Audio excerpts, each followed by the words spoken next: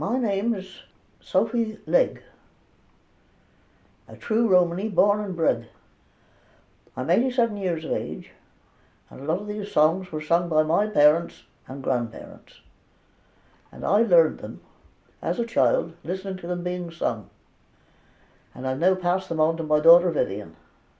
I hope you get the same enjoyment out of listening to these songs as Vivienne has had out of singing them.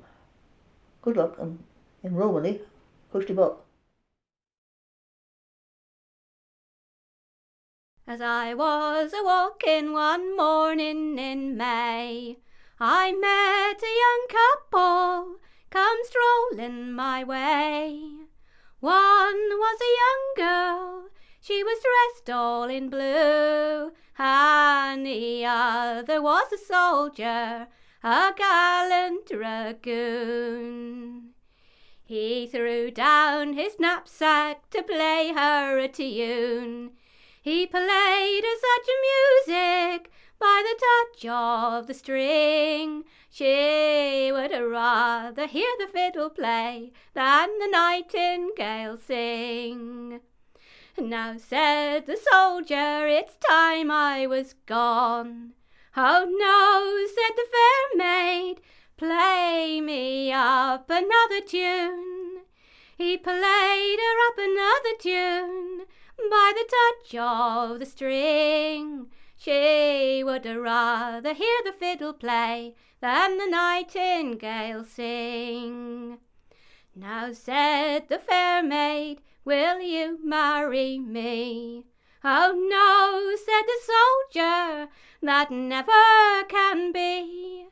I've got a little wife at home in my own country. She's the prettiest little lady you ever did see. But if I should return again, it will be in the spring, when the pretty birds are whistling and the nightingale sings.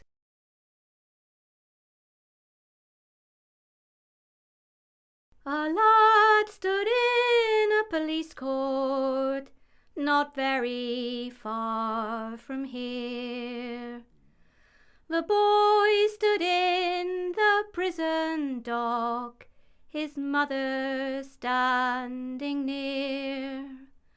The lad was quite a youngster, who'd been lately led astray, and from his master's cash box he had stolen some coins away. Don't send my boy to prison, sir, for this will drive me mad. Remember I'm a widow, and that prisoner is my lad.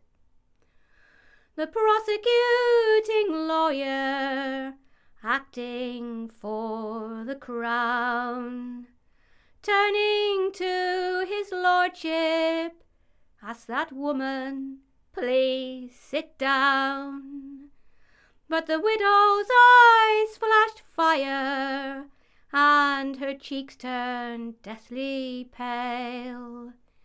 She said, I'm here to try and save my orphan from the jail.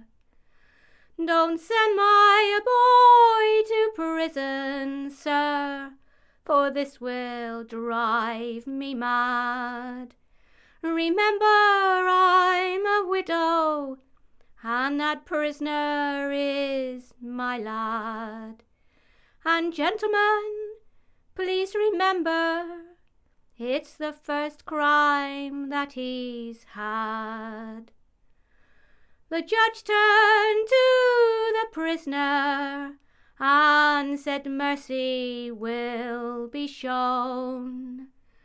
I understand your mother, I have children of my own. So go home to your mother and no more make her sad. And remember, there is no one like a mother for her lad.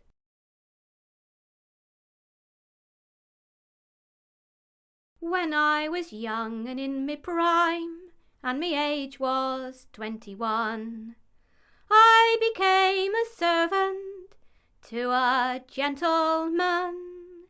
He treated me true and honestly, the truth to you I'll own. The reason why he banished me from Erin's Lovelie home. He had one handsome daughter who loved me so well, and oft times in her garden our tales of love we'd tell. She said to me, "Young Willie dear, away with me to Rome. We'll bid adieu to all our friends and Erin's Lovelie home." It was in her garden in the merry month of June, gathering those flowers gay, all in their youthful bloom. She said to me, "Young Willie dear, it's time for us to roam. We'll bid farewell to all our friends and Erin's Lovelie home." It was a sunny morning, and the sun shone bright and clear. We hadn't gone but very far before her father, he was there. He brought me back and into jail in the county of Tyrone, and from there I was transported from Erin's Lovelie home. There are 7 links in my chain, and every link's 1 year. There are 7 links in my chain, and every link 1 year, before I can return again to the arms of my true love, dear.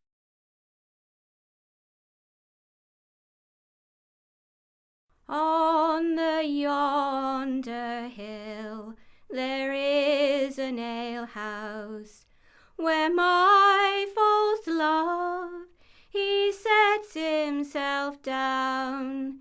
He takes another fresh girl on his knee, and don't you think that's a grief to me? A grief to me, I'll tell you for why. Because she has more gold than I. Her gold may lessen, her beauty will fade, then she'll come a poor girl like me. I wish my baby was born and sat upon his daddy's knee, and that my body was wrapped in cold clay, with a green grass growing all over me. There is a flower, I've heard people say, it grows by night and it fades by day, and if that flower I could only find, it would cure my heart and ease my mind.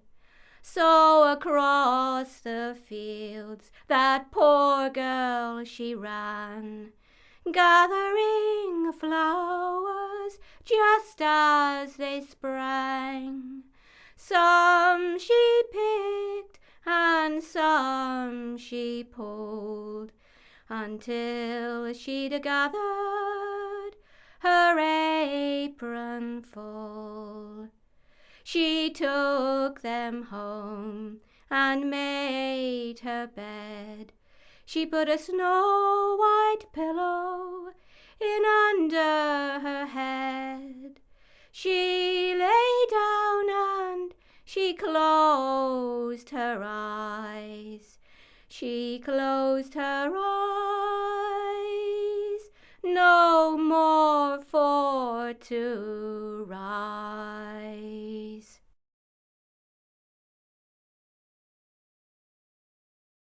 When I went up to town, I met young Billy Brown, who really thought that I believed a fool, who had never seen a plough, a harrow, or a cow. But if you pay me my expenses, I will take you for a day, all around my father's farm, amongst the poppies in the corn. That's where that young man popped the question, amongst the poppies in the corn. I had him up in court to send him down, but the judge with an awful frown said, where was this deed done? And my lawyer, he gave him this reply, amongst the poppies in the corn. That's where that little deed was done. That's where that young man popped the question, amongst the poppies in the corn.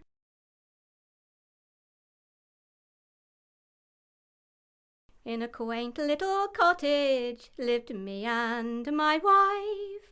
We weren't very wealthy, but free from all strife.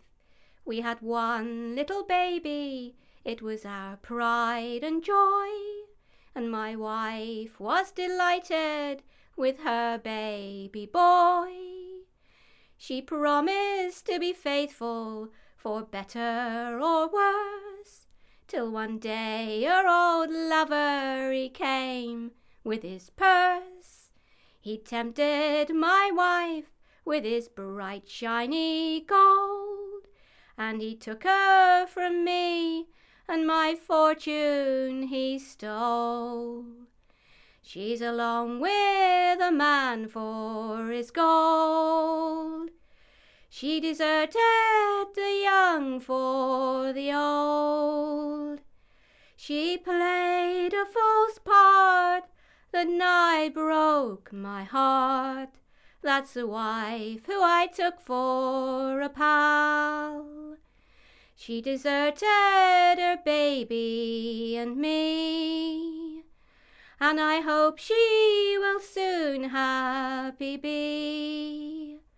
But the wrong she has done to me and her son, I'll forgive, but I cannot forget. As time went along and our baby could walk, my wife was delighted to hear the child talk. He spoke of his mammy and daddy so well, but where has she gone to? There's no tongue can tell. She's along with a man for his gold. She deserted the young for the old. She played a false part that nigh broke my heart. That's the wife who I took for a pal. She deserted her baby and me, and I hope she will soon happy be. But the wrong she has done to me and her son, I'll forgive, but I cannot forget.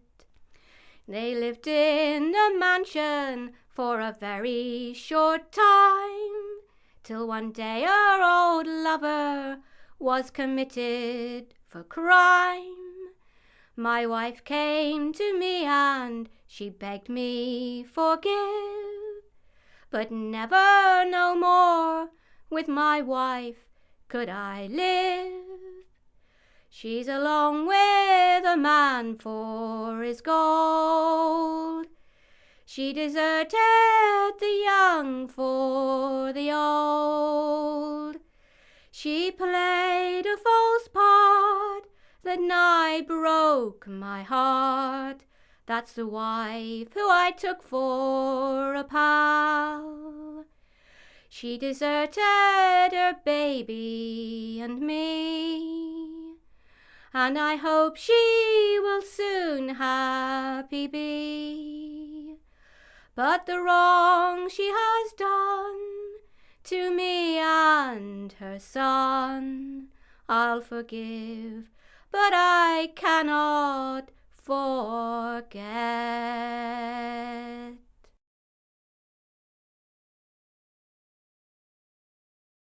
There were 24 of us got out into the boat, and on that wide ocean where we sat afloat, provisions run short, love, and death did draw nigh, and we had to cast lots to see who should die.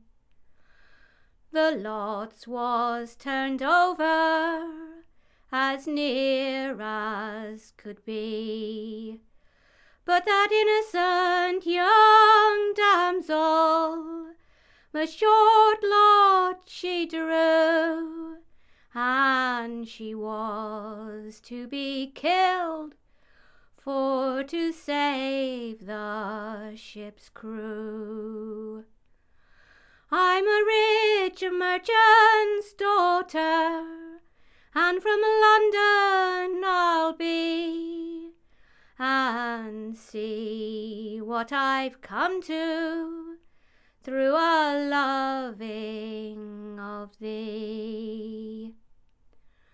Then those red colours, they flew into his face, and the tears in his eyes, and his heart fit to break, saying, for your sweet sake, love, I will die first.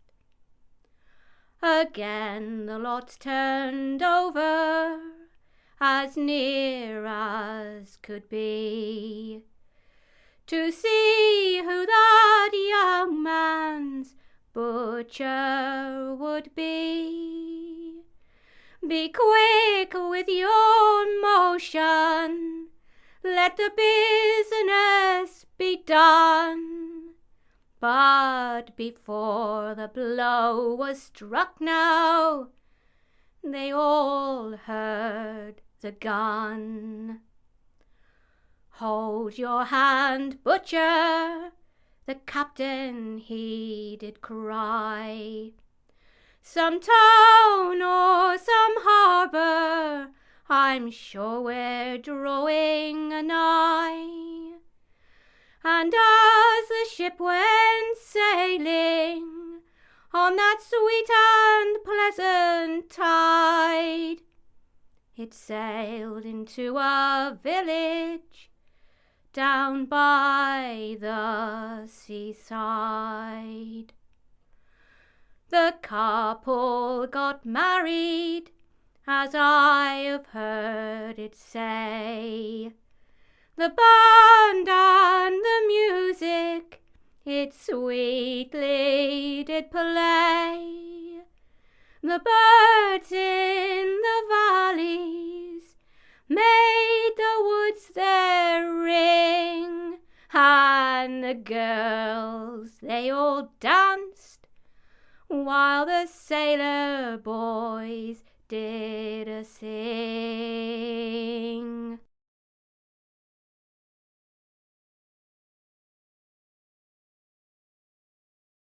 Two convicts one day were seated in a lonely prisoner cell. The story of their past lives to each other they did tell. I once was young and happy, said the elder of the two. I had a wife, a loving wife, and a little baby too. One night as I went home, after working hard all day, I found the fire had gone out, and my wife had run away. It was then I started drinking, for what else could I do? I mixed with bad companions and became a burglar too.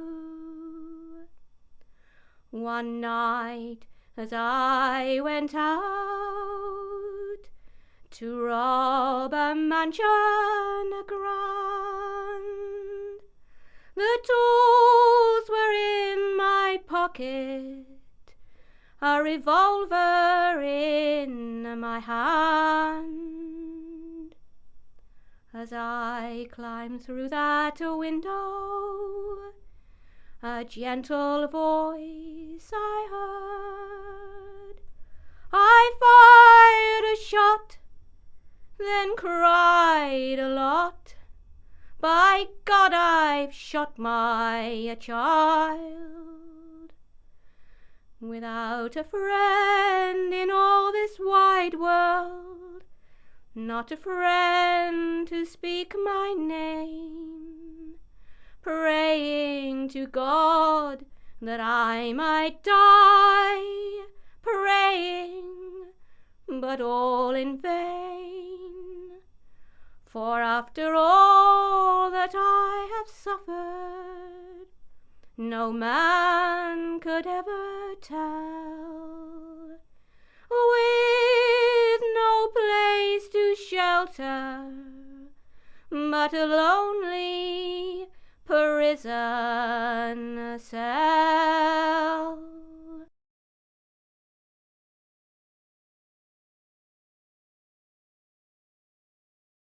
On the banks of the Clyde stood a lad and a lassie. The lad's name was Georgie, the lassie was Jean. She threw her arms round him and cried, "Dear, don't leave me," for Georgie was going to fight for his queen. She gave him a lock of her bright golden tresses, and he kissed her and pressed her once more to his heart. Their eyes spoke of love, their lips would not utter. The last words were spoken, they'd kiss and they'd part. Over the burning plains of Egypt, under the scorching sun, He thought of the stories he'd have to tell his love when the fight was won. He cherished with care that dear lock of hair, and his own darling Jeanie she prayed. But the prayers were in vain, she'd never see again her lad in the Scots Brigade. The ocean divided the lad from the lassie, as Georgie was forced away over the foam. His roof was the sky, his bed was the desert, but his heart with his Jeanie was always at home. That morning it dawned on that famed day of battle, found Georgie partaking a true hero's part, when an enemy bullet flew straight to its billet and buried that dear lock of hair in his heart.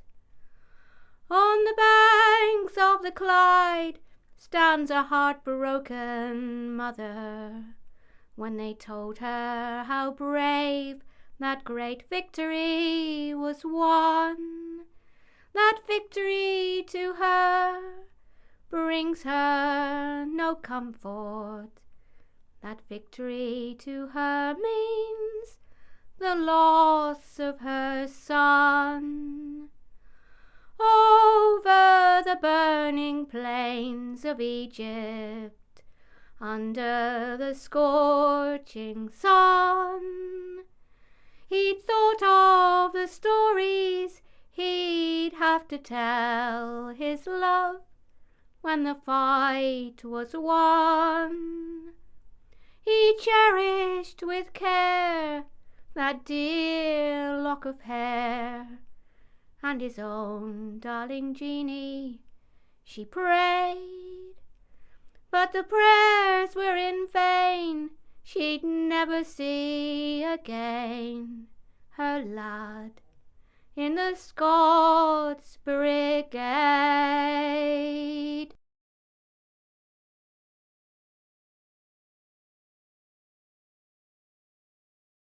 Father, Father, bring a boat out on the sea that I might float, and watch those ships as they sail by, and find my lovely sailor boy. What like is he or William fair? And what's the clothes that he do wear? He wears a coat of navy blue. You'll find him from his heart so true. But every sailor wears a blue, and every sailor's heart is true. So tell me, maiden sweet and kind, what like is he, this man you'd find?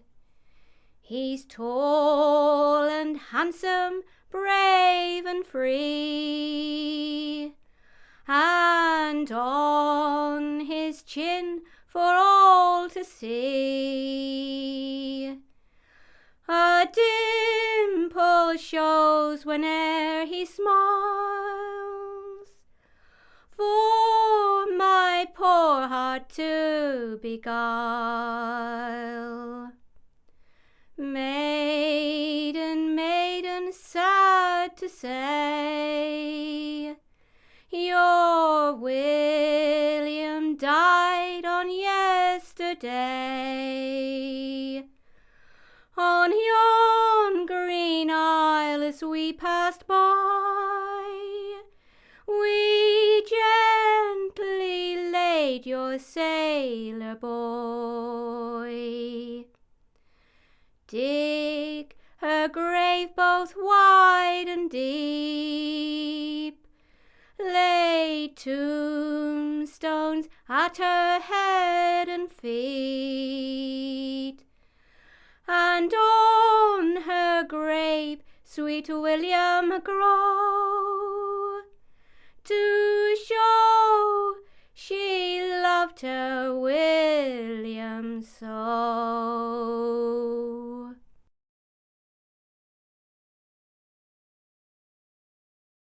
I'm riding along on the freight train, bound for nobody knows where. I ran off from home just this morning, my heart was heavy with care. I quarrelled with my old father because of the things I had done. He called me a drunkard and a gambler, not fit to be called his son. I cursed and I swore at my father, and told him his words were a lie. I packed all my things in a bundle and went to tell mother goodbye. My poor mother broke down a-crying. Son, oh my son, don't you leave. Your poor mother's heart will be broken, and all my life long I will grieve. She kissed me and called me her darling, and around me her arms she did throw. I'll never forget that sad parting. As I said, mother dear, I must go. As I ride along on this freight train, my poor mother's voice I can hear, crying, oh son, don't you leave me. It's more than my poor heart can bear. I know she'll be there by the window, day after day as I roam, watching and waiting and praying for her boy who will never come home. So boys, take this wanderer's warning, and don't break your poor mother's heart. Stay by her side, she will need you, and let nothing take you apart.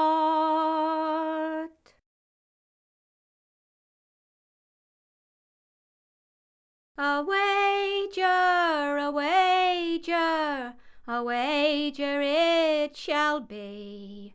I will bet you 20 guineas to your pound that I will go to that bonny greenwood tree, and a maiden return back safe at home.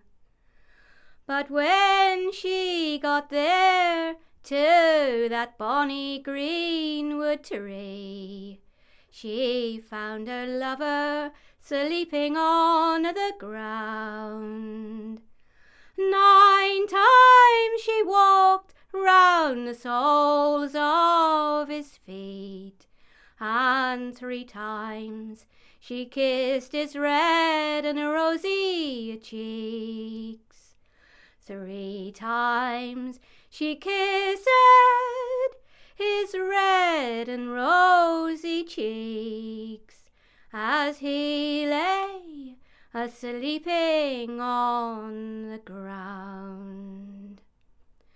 She pulled off the ring from her tiny finger small, and she laid it on his lily white hand.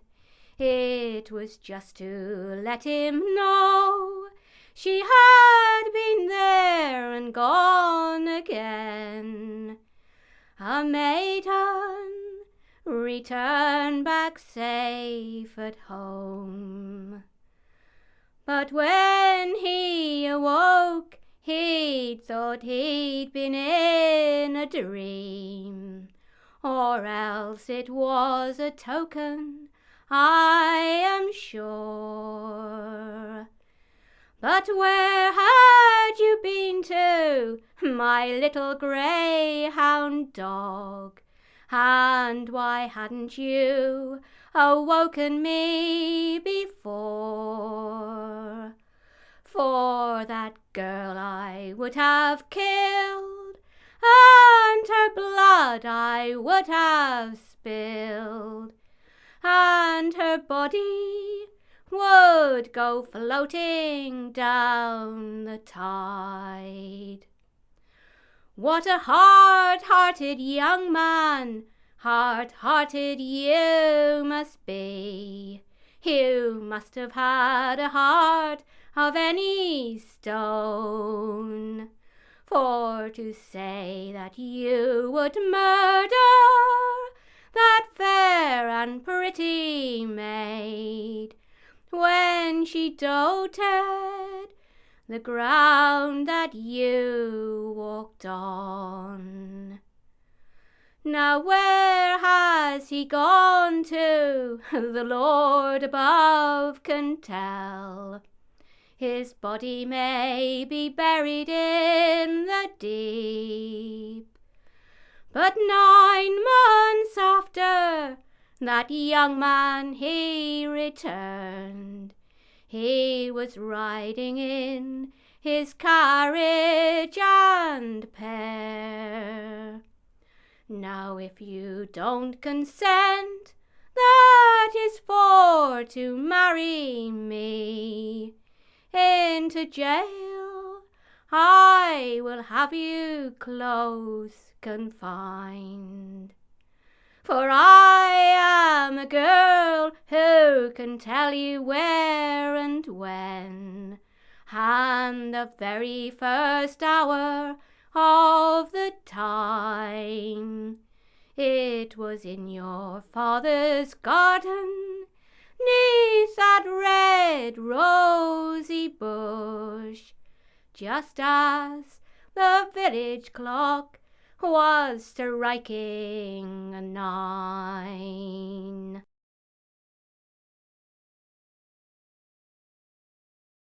I was leaving dear old Ireland in the merry month of June. How sweet the birds were singing, and all nature was in tune, when an Irish girl accosted me with a sad tear in her eye, and as these words she said to me, so bitterly she cried, "Kind sir, oh kind sir, will you do me a favour? It isn't much I ask you, but it would ease my heart of pain. Take this to my brother, because I have no other, and tell him it's the Shamrock from his dear old mother's grave. It's only a shamrock, the Irishman Shamrock, from his own darling Nora, far across the sea. And if you meet him, kindly please tell him it's the Shamrock from his dear old mother's grave. Tell him since he's been gone, how bitter has been our lot. The agents came and turned us from our little humble cot. We had no place to shelter, and friends but very few. So you see, dear brother, now all I have is you. It's only a Shamrock, the Irishman Shamrock, from his own darling Honora, far across the sea. And if you meet him, kindly please tell him it's the Shamrock from his dear old mother's grave.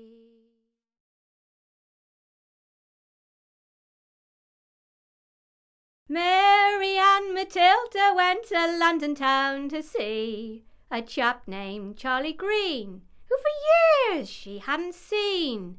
When she found he'd grown a small moustache, she softly murmured, "Oh!"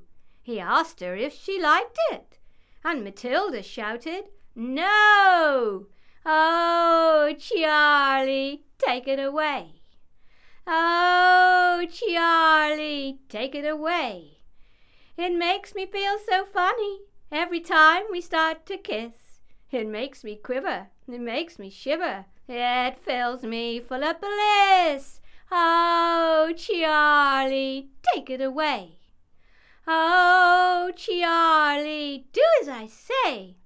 It's that little bit of hair you have upon your upper lip. It tickles me, Charlie, take it away." She asked him why he grew it. He replied, "Matilda, dear, I couldn't help it quite. It sprung up in the night. It might help you remember me."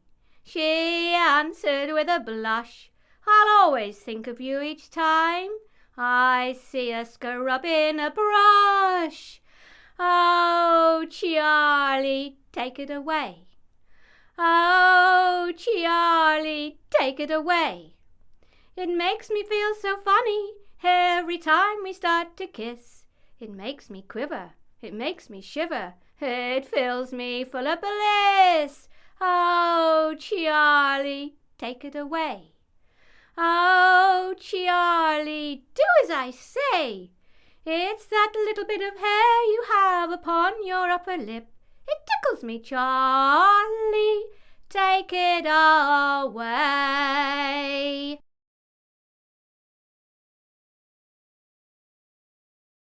A group of young soldiers one evening in France were speaking of sweethearts they knew. They all looked happy except one lad, and he was downhearted and sad.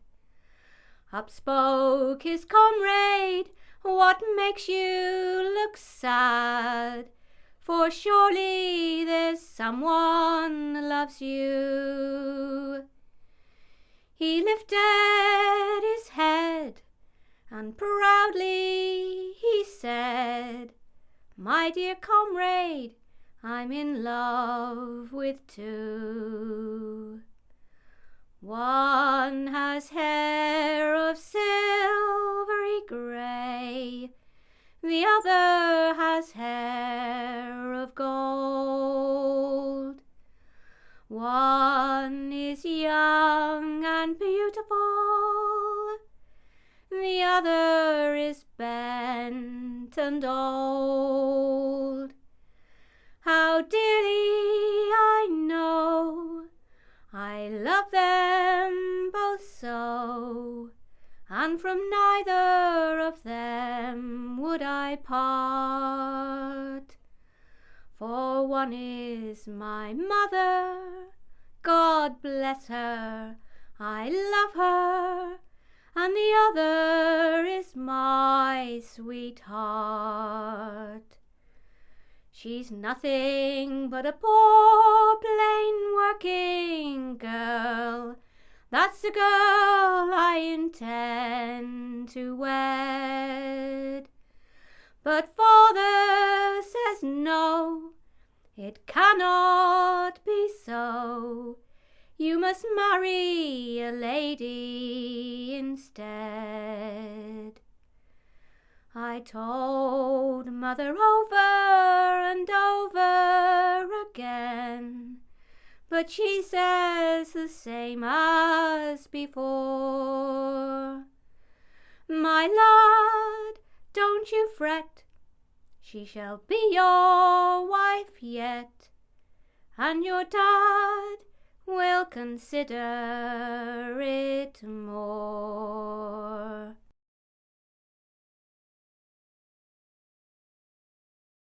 Down by the dark arches I went for a walk, love.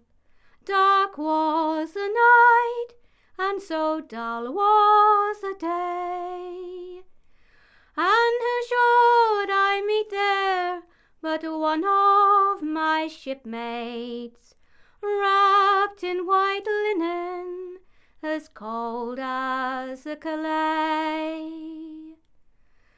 I called for a candle to light him to bed, love, likewise a flannel to bind around his head.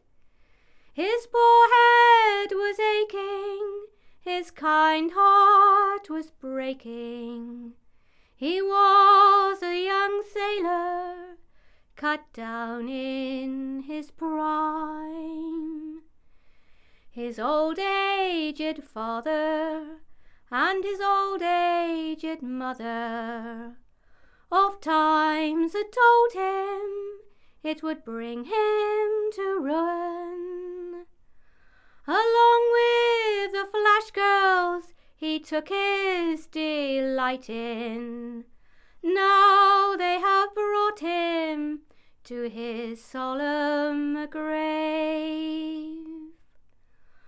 On the crossroads there were two girls a-standing, one to the other she whispered and said, "Here comes a young man whose money's been squandered. Money has brought him to his solemn grave. All of you follow, carry a bunch of primroses, a bunch of primroses, each one in your hand. Beat the drum slowly and play the fife lowly. Play the dead march as you follow me on. Take me to the graveyard, fire 3 volleys over me, just to show I'm a young man who knows he's done wrong. Then on my tombstone there'll be 3 verses written. All you young men, take a warning by me. Don't never go courting the girls in the cities. Pray stay at home and keep good company.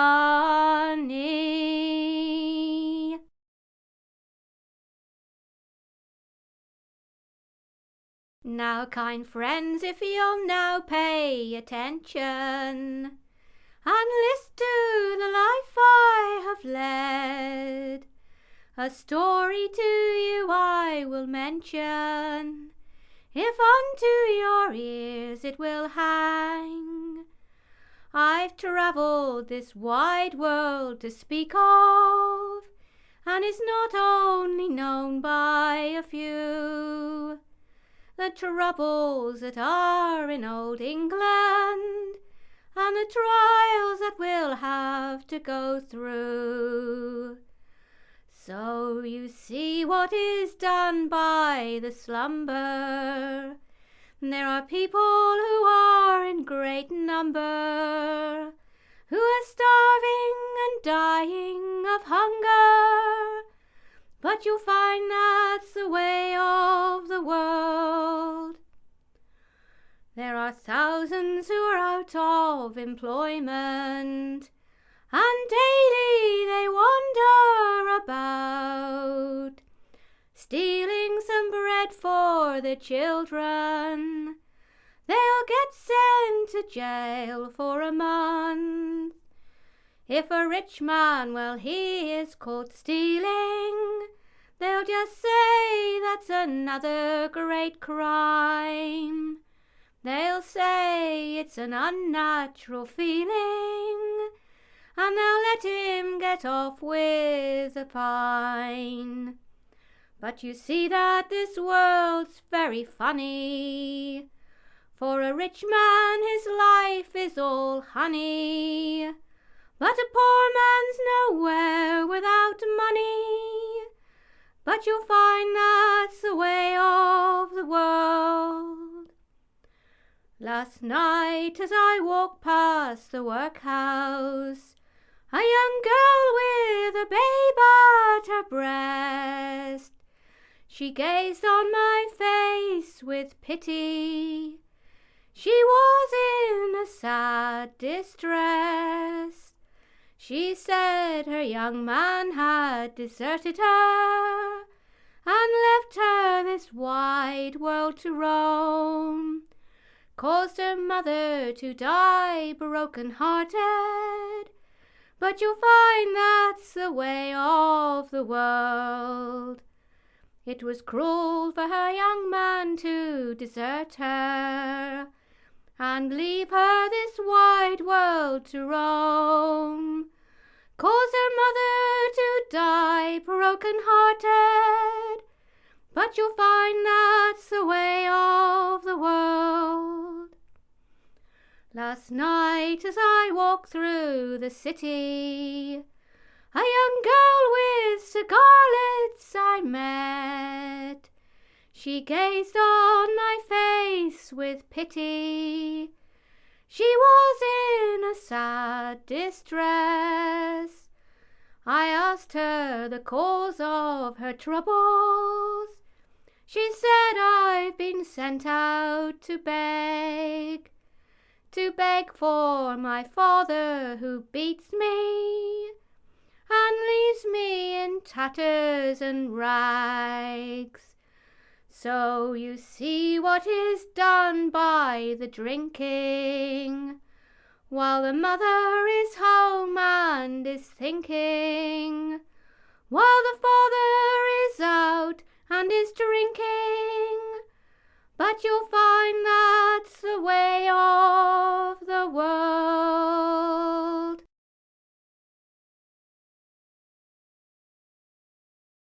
Come, me dear one, come, me fair one, come, me sweetheart, unto me.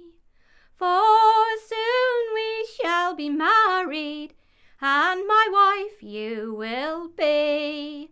Begone, you saucy sailor lad, begone, you Jack Tar.